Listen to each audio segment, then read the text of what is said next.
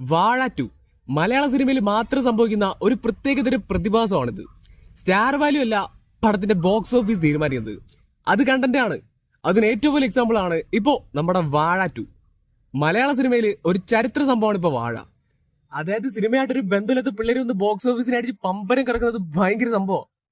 മലയാളത്തിലെ കോടികൾ മുടക്കി കോലായ്പിൽ വന്ന പടങ്ങൾക്ക് പോലും തൊടാൻ പറ്റാത്ത റെക്കോർഡാണ് ഈ ഒരു ചെറിയ സിനിമ ഇട്ടത്. പടം റിലീസായി ഇപ്പൊ 11 ദിവസം കഴിയുമ്പോൾ ഈ സിനിമ ഇതുവരെ നേടിയിട്ടുള്ള ബോക്സ് ഓഫീസ് കളക്ഷൻ, അതായത് കേരളത്തിൽ നിന്നുള്ളത് മാത്രം 70 കോടിക്ക് മുകളിലാണ്. ഓവർസീസിലുണ്ട് 70 കോടി. Total world wide box office collection 150 മുകളിലുണ്ട്, 150 കോടി.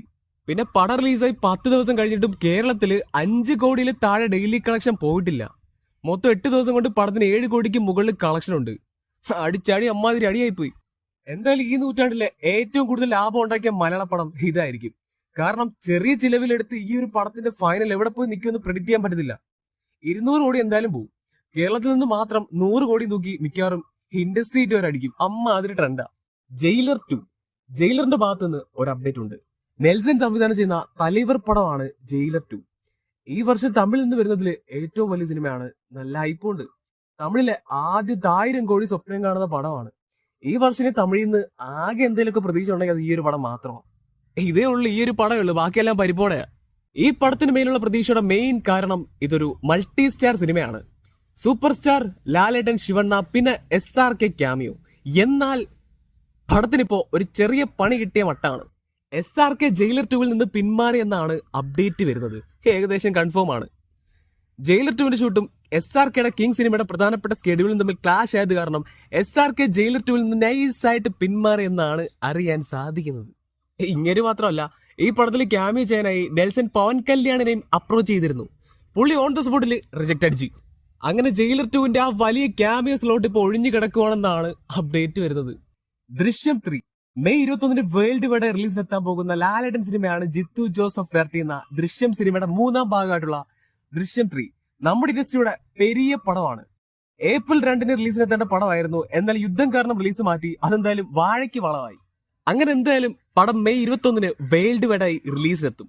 ഇപ്പോൾ ദൃശ്യത്തിന്റെ ഒഫീഷ്യൽ ടീസറിന്റെ ഭാഗത്ത് നിന്ന് ഒരു അപ്ഡേറ്റ് എത്തിയിട്ടുണ്ട്. ദൃശ്യം 3 ഒഫീഷ്യൽ ടീസർ ഈ ആഴ്ച പുറത്തുവിടും. മിക്കവാറും വിഷുവിനായിരിക്കും. കറുപ്പ് മെയ് 14 വേൾഡ് വൈഡ് റിലീസ് എത്താൻ പോകുന്ന നമ്മുടെ സൂര്യപ്പടമാണ് കറുപ്പ്. പടത്തിന്റെ റിലീസിനുള്ള പരിപാടികളൊക്കെ ഇപ്പോൾ നടന്നു വരികയാണ്. ഇപ്പോൾ കറുപ്പിന്റെ ഭാഗത്ത് നിന്ന് മെയിൻ ആയിട്ടും 2 അപ്ഡേറ്റ്സ് എത്തിയിട്ടുണ്ട്. ഒന്ന് പടത്തിന്റെ 3rd സിംഗിൾ ആണ്. കറുപ്പ് സിനിമയിലെ 3ാമത്തെ പാട്ട് ഏപ്രിൽ 14 റിലീസ് ചെയ്യും. അടുത്തത് പടത്തിന്റെ ഓഡിയോ ലോഞ്ച് ആണ്. കറുപ്പ് സിനിമയുടെ ഓഡിയോ ലോഞ്ച് ഈ മാസം 26 മധുരയിൽ വെച്ച് നടക്കും.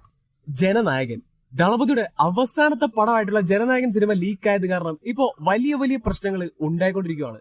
പടം ലീക്കായിട്ട് ഇത്രയായിട്ടും എവിടുന്ന് ലീക്കായെന്നത് ഇതുവരെ മുഴുവനായിട്ട് കണ്ടുപിടിക്കാൻ പറ്റിയിട്ടില്ല. ചിലര് വിജയ് തന്നെയാണ് ഇറക്കി വിട്ടതെന്നൊക്കെ പറയുന്നത്, അങ്ങനെ എന്തൊക്കെയോ പറയുന്നത്.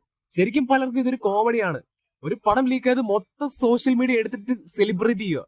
മറ്റേതെങ്കിലും പടമായിരുന്നു ലീക്കായിരുന്നെങ്കിൽ ഇങ്ങനെ സംഭവിക്കുമെന്ന് അറിയത്തില്ല. എന്നാലും വല്ലാത്തൊരു സംഭവമാണ്. ഇനിയിപ്പോ പോയത് എന്തായാലും പോയി, പറഞ്ഞുകൊണ്ടിരുന്നിട്ട് കാര്യമില്ല. പടം ഉറപ്പായിട്ടും റിലീസാവും. ലീക്കിന് പിന്നാലെ ജനനായകൻ ഇപ്പോ തിയേറ്റർ റിലീസ് ചെയ്യാൻ പോവാണ്. ഈ മാസം തന്നെ ജനനായകൻ സിനിമ മിക്കവാറും റിലീസാവും. ഏപ്രിൽ 24 അല്ലെങ്കിൽ 25 പറയുന്നത്. ഇനി പടം തിയേറ്റർ റിലീസ് ആയാലും ഈ ലീക്ക് എന്തായാലും സിനിമയുടെ കളക്ഷനെ നല്ല രീതിയിൽ ബാധിക്കും. കഴിഞ്ഞ 10 വർഷത്തിനിടയിൽ റിലീസായ വിജയ് സിനിമകളിൽ ഏറ്റവും കുറഞ്ഞ കളക്ഷൻ മിക്കവാറും ജനനായകനായിരിക്കും. ഏത് ലെവലിൽ പോകേണ്ട പടമായിരുന്നു.